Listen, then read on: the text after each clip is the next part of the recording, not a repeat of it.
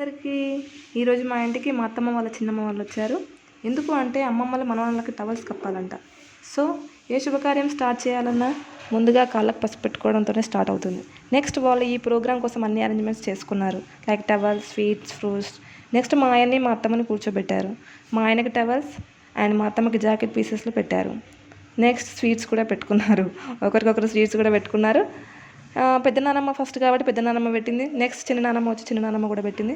అదే రిపీట్ చేసింది. మా అత్తమ్మకి జాకెట్ పీసెస్, మా ఆయనకి టవల్స్ కప్పి స్వీట్స్ పెట్టింది.